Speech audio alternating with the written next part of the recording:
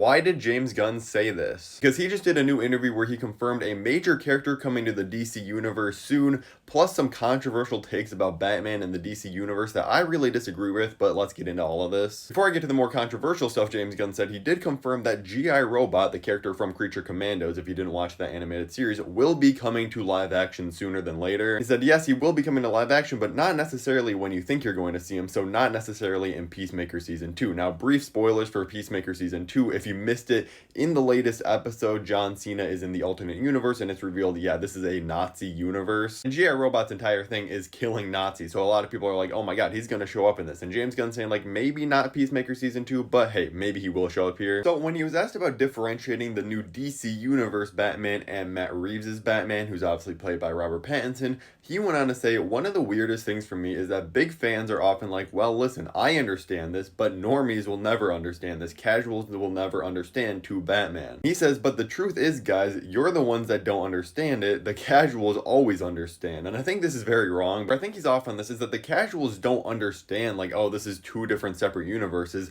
They simply do not care, honestly. Like, they just see a superhero movie and they're going to see it no matter what. I'm sorry to break it to James Gunn, like, yeah, a lot of the general audience is going to be confused seeing a different actor play Batman and then that different actor teaming up with like Superman and stuff in the future, and they're going to be like, well, wait, why is there a Robert Pattinson trilogy going on at the same exact time? The thing is, it's not even just like super casual fans who don't grasp this stuff. I remember looking at like Rotten Tomatoes verified critic reviews of like Venom, Kraven the Hunter, Madam Web, and there were literally film critics in there that do this for a full-time living saying like, oh, the MCU's newest entry shows the biggest problem with this Marvel universe and stuff. Like, they couldn't even grasp that like Venom wasn't a part of the MCU. Because yeah, most general audiences and people that aren't obsessed with superhero movies just see like, oh yeah, that's a Marvel movie, that's a DC movie. Most people probably don't even know what characters are fitting into which, but beyond that is asking for a lot. And again, like saying the diehard fans are the one that don't understand is kind of not fair, because like obviously we do understand, we're just bringing up this point, and I feel like he's kind of missing here. I'm not saying it can't work.